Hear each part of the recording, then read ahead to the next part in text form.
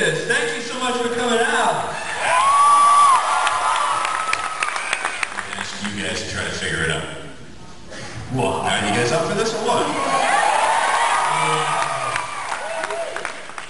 Now we'll see if you're paying attention. All right. Case number 1, Jay. All right. Client is seeing apparitions. It's good. Good start. We love that. Rarely happens. Okay.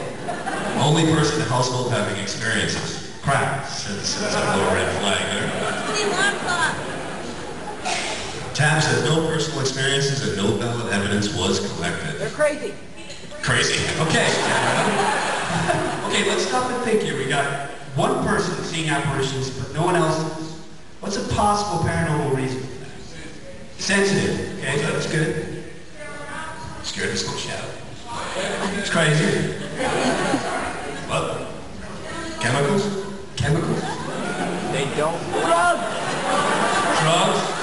Just wants to call T.A.P.S. They have no eyelids. They want their 15 minutes. They want their 15 minutes. Most of these were long before the show. I got it, Grant. When reviewing the client's medicine, we found she was mixing an old prescription with a new prescription, the result of which produced a hallucinogen. 13, 14 years. That's why you got these huge gaps in between seasons. Be patient, we're going as fast as we can. Now, in part of that process, you know, 2 weeks of footage gets whittled down to 43 minutes for the show. So a lot ends up on the editing floor. Fair enough, we love the editors, they do a great job. But let's tell you the rest of the story. Start off with Race Rock Lighthouse. Okay? Now, This place was interesting. No running water. no, No bathrooms. no. There was strict whoa, hang on. I heard no fish out there. That's, again, the editor's, Grant. Caught a fish, I held it up. They filmed it. I don't know where it is. Alright, so, and it was on video, so Brian owes me $200. Will I get it? Well, that's a whole other story, but I caught a fish. Everybody's, that's why I wish they had shown that. Okay, I story know it's a about fish story, right? No, it's not. Story about fish. We actually investigated there 2 nights. The first night was so foggy that they couldn't use a lot of the footage. That's the night when we rescued the people. Well, we didn't rescue them. They were stuck out there. The Coast Guard rescued them. We gave them sandwiches. And orange juice. These guys were boat builders, and they were lost in the boat. They were boat repairmen. Well, that's what it was. They worked on engines, and their engine was dead.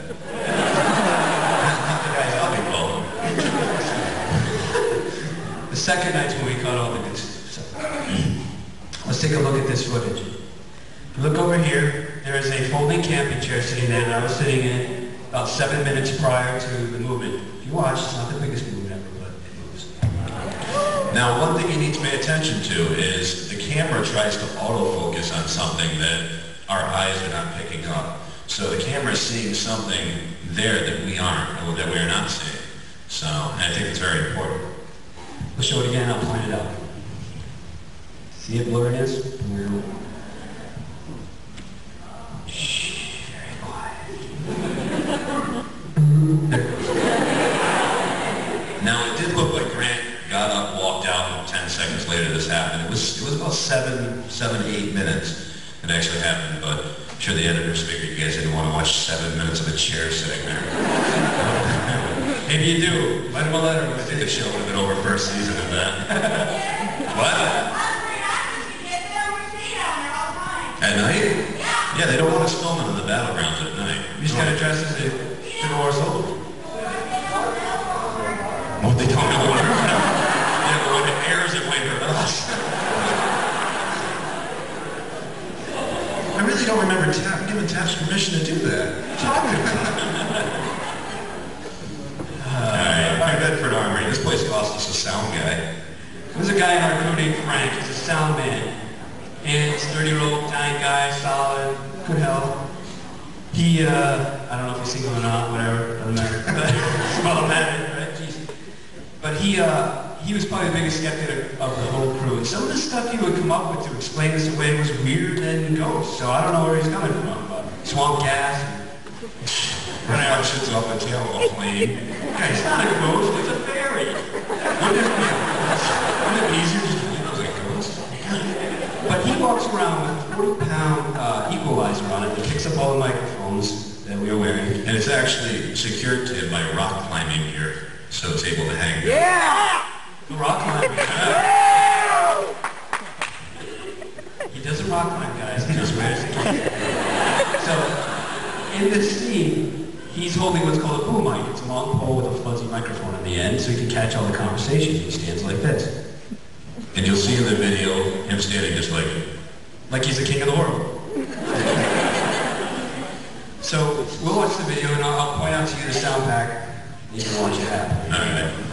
And we were supposed to investigate. Ripley's Museum. All right. But we got a call a couple days prior to investigation at Ripley's, and that was kind of disturbing. The comment was, hey, whether Jason and Grant catch something or not, can we still come off positive? Well, we took that as, no matter what we caught, we weren't sure if we were going to be able to trust it. So we decided we're going to cut the trip early and go home. Well, a bunch of the locals kept on telling us to check out St. Augustine Lighthouse. You couldn't ask for anything better than that. Except some of the camera crew guys would not go back in. They were refusing. They were. And even one of our executive producers says, you know what, you work on this show, you have to go back in or you're fired. And the guy's comment was, it's okay, I'll start walking home now. You're in Florida. You live in Rhode Island. So, anyways, but keep in mind, these guys did not sign up. They signed to investigate the cameraman. So you got to keep in mind, when it's black and white, you guys can see what's going on. And if you watch closely last night's episode, Jay hit me in the face with his hands. It was so dark. I'm so glad they put that in, because it shows you how pitch black it was. Well, the camera, the lighthouse, you saw how the stairs are going down. Our camera guys are doing that backwards because they're walking in front of us a lot of the times. So definitely a big kudos goes to them. Yeah, we love those guys. All right. Now, while we were there, Jay and I saw about 10 feet above us a figure grab the railing, look over the railing, right down at us. And, that's pretty surprising. Well, here's the closest thing we got to it on our footage. If you watch closely, you'll see a light, and then a figure peer over, and then with lightning speed, he zips back. So, here you go. Here he is. You want to see that again? It's that superhuman speed that's a little bit creepy, I think. Here we go.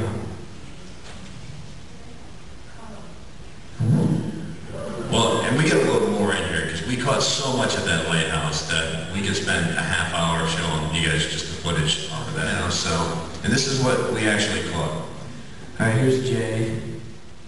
Experience with the gate.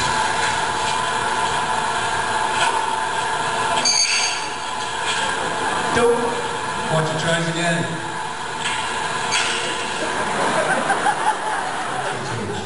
Grant, give me a pen cap. Grant, you gotta stick a gum. I think this went out of bed. What? No, it wasn't really that. But it was like, why am I going back and forth? You got sent out many times that night. Oh, here's my experience with the gate. I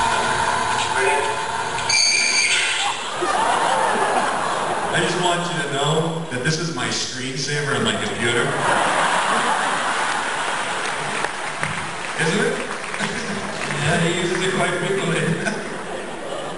What happened was that gate swung around and came and caught me right in the inside of the knee. Of course, I sit there on my home. me being the heavyweight I am, I sit on my home computer and laugh. My screensaver's set for like 30 seconds. It kicks on. It just keeps me amused. I'm sure you want to see this. Oh yeah.